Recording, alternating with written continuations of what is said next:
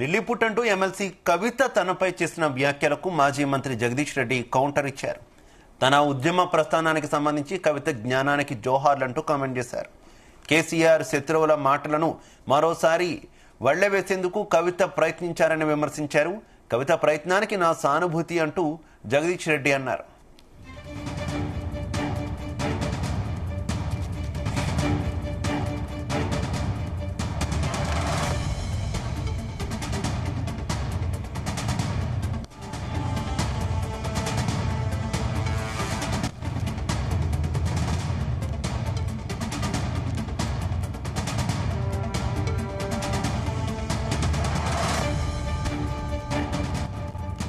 Lilliput అంటూ MLC కవిత తనపై చేసిన వ్యాఖ్యలకు మాజీ మంత్రి జగదీష్ రెడ్డి కౌంటర్ ఇచ్చారు.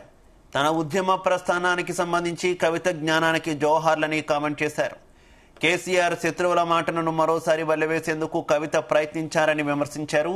కవిత ప్రయత్నానికి నా సానుభూతి అంటూ జగదీష్ రెడ్డి అన్నారు. ఇక జగదీష్ రెడ్డి ట్వీట్ కి సంబంధించి మరింత సమాచారం మా చీఫ్ న్యూస్ కోఆర్డినేటర్ రాధాకృష్ణ అందిస్తారు. Radhakrishna. Good evening Shiva. Kavitha BRS మధ్య మాటల యుద్ధం లేకపోతే రాజకీయంగా ఇద్దరి మధ్య తీవ్ర దుమారం రేపుతోంది. ఇరుపక్షాల వ్యాఖ్యలు, ఇటు కవిత కావచ్చు అటు బీఆర్ఎస్ నేతల వ్యాఖ్యలు మాత్రం రాజకీయాల్లో వర్గాల్లో తీవ్ర కలకలం సృష్టి అని చెప్పవచ్చు. ముఖ్యంగా ఈ రోజు ఉదయం కవిత ప్రెస్ మీట్ లో మాట్లాడిన అంశాలతోని ఒక్కసారిగా బీఆర్ఎస్ లో తీవ్ర చర్చనీయాంశమైంది. ఒకవైపు మాజీ మంత్రి జగదీష్ రెడ్డి, ఎందుకంటే బీఆర్ఎస్ అధినేత కేసీఆర్ కు అత్యంత సన్నిహితంగా ఉంటూ ప్రతినిత్యం కేటీఆర్, హరీష్ రావు తర్వాత బీఆర్ఎస్ అధినేత కేసీఆర్ తో అత్యంత సన్నిహితంగా ఉంటున్న నేత ఆ జగదీష్ రెడ్డి. అలాంటి జగదీష్ రెడ్డినే ఈ రోజు ఎమ్మెల్సీ కవిత టార్గెట్ చేశారు. సో ఆయన వల్ల నల్గొండ జిల్లాలో పార్టీ మొత్తంగా కూడా ఓడిపోయింది.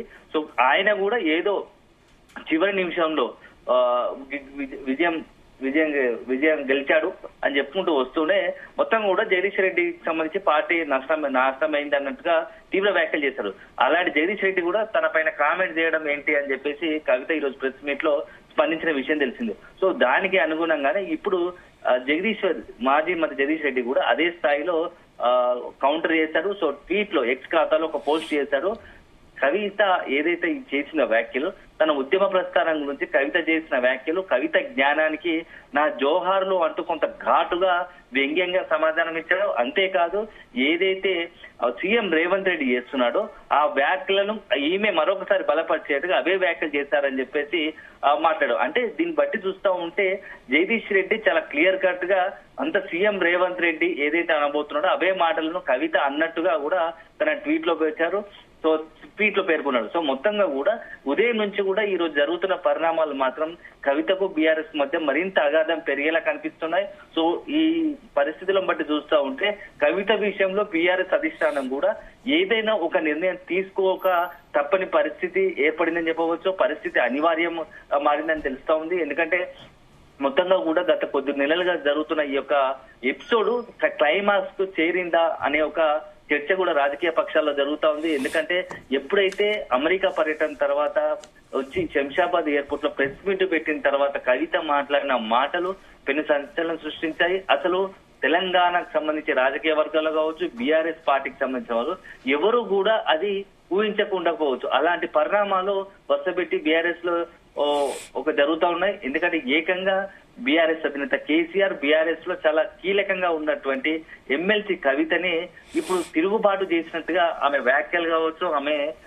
తీరు కావచ్చు, ఆమె ఎజెండా ఉన్నట్టు కనపడుతూ ఉంది. కొద్ది నెలలుగా కూడా ఇట్లా ప్రతి సందర్భం వచ్చినప్పుడల్లా కేసీఆర్ బీఆర్ఎస్ అధినేత కేసీఆర్ ఒక్కడే ఆ పార్టీకి సంబంధించి ఆయన ఆ మార్గనిర్దేశంలో నడుస్తారని చెప్తూనే బీఆర్ఎస్ కొంతమంది తీరును బహిరంగంగానే తప్పుపడతా ఉంది. సో ఈ నేపథ్యంలో ఇప్పుడు ఏం జరగబోతా ఉంది, మొత్తంగా కూడా బీఆర్ఎస్ కవితను ఎలా డీల్ చేయబోతుందని ఆసక్తికరంగా మారింది.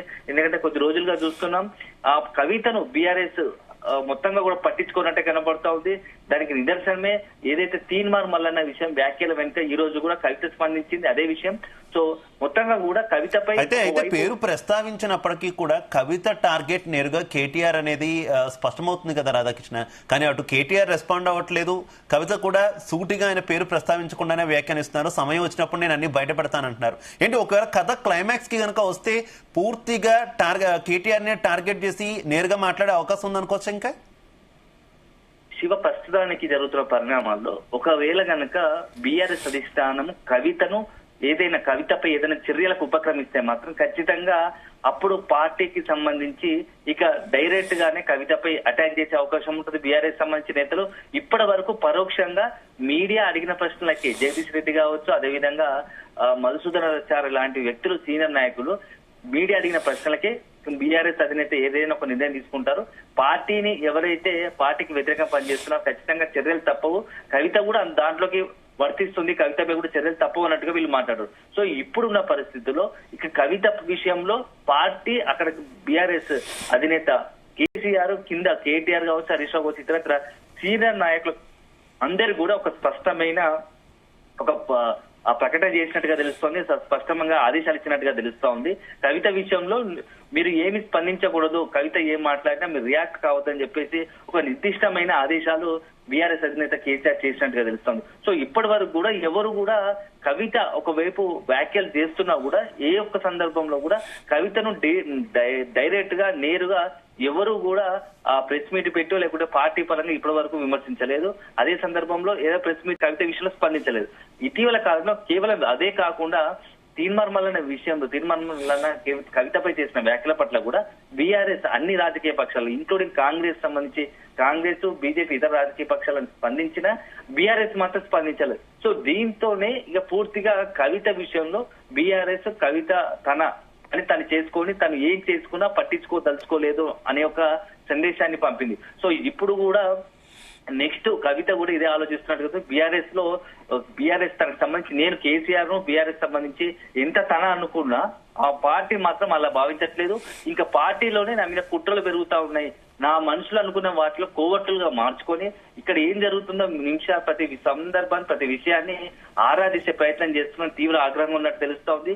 ఇది ఇలాగే కంటిన్యూ అయితే చివరి ఆఖరికి తనకు రాజకీయంగానే కాదు వ్యక్తిగతంగా కూడా ఇబ్బందికర పరిస్థితులు ఏర్పడ ఖాయమని భావిస్తున్నటువంటి కవిత ఇక నేరుగానే బీఆర్ఎస్ పైన అటాక్ దిగుతున్నట్టుగా తెలుస్తోంది. ఈ రోజు అదే సందర్భంలో ప్రెస్ మీట్ పెట్టిన సందర్భంలో మాట్లాడిన వ్యాఖ్యలు మాజీ మంత్రి జగదీష్ రెడ్డి టార్గెట్ చేయడం, ఒక బీఆర్ఎస్ నేత కీలక నేత అని చెప్పేసి తెలంగాణ సమాజంలో అందరికీ తెలిసినా కూడా నేరుగా ప్రస్తావించినా అది అందరికీ అర్థమయ్యేలాగా ఈ మొత్తం ఎపిసోడ్ లో అసలు కేసీఆర్ వైఖరి ఎలా ఉండబోతుంది అనేటటువంటి ఒక ఉత్కంఠ ఉంది కదా. ఆయన పార్టీ అధినేతతో పాటు తండ్రి బాధ్యత కూడా నిర్వహిస్తున్నారు. కుమార్తె అంటే ఆయనకి చాలా అభిమానం.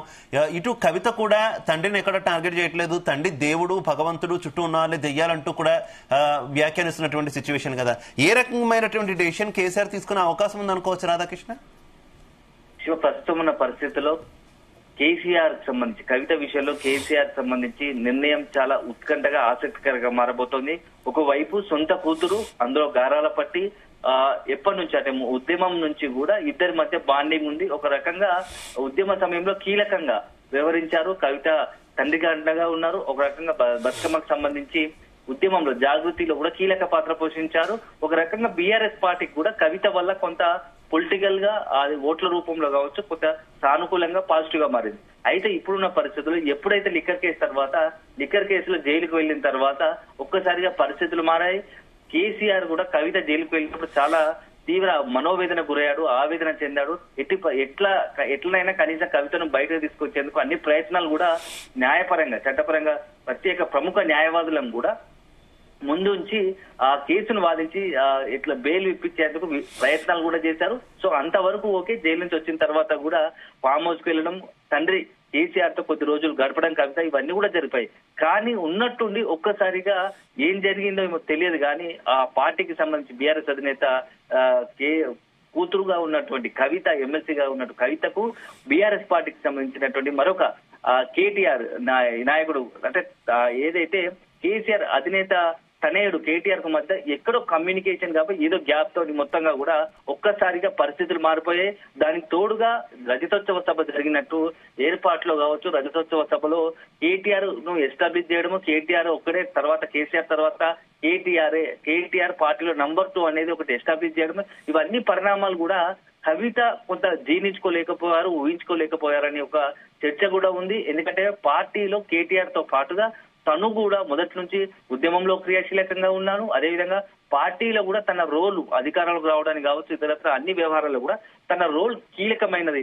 అలాంటి తనను అవాయిడ్ చేసి, తనను అడ్జేసి, తన అంచర వర్గానికి తనకు సంబంధం లేకుండా ఇక పార్టీలో తన పాత్ర ఏమీ లేదన్నట్టుగా చూపించే ప్రయత్నం చేయడం కవిత అసలు జీర్ణించుకోలేకపోయింది. దానికి తగ్గట్టుగానే రజతోత్సవ సభలో సంబంధించి అదైతే రజతోత్సవ సభ జరుగుతున్న క్రమంలో వేదిక పైన ఏదైతే కవితకు అనుగుణంగా పాట పాడాలనుకున్న తరుణంలో ఆ కవితకు సంబంధించిన గాయకులు కావచ్చు, అక్కడ ఉన్నటువంటి రసమయి బాలకిషన్ ఎవరైతే కవిత తరపున పాట పాడడానికి రంగంలో దిగారో ఆ సింగర్స్ మధ్య కొంత ఆ డైరెక్ట్ స్టేజీ పైన గొడవ జరిగి ఇవన్నీ పరిణామాలు కూడా కవితకు రాజకీయంగా కాస్త ఆలోచనలు పడేశాయి. సో మొత్తంగా కూడా బీఆర్ఎస్ లో ఉంటే ఇక కేటీఆర్ నడుస్తా ఉంది.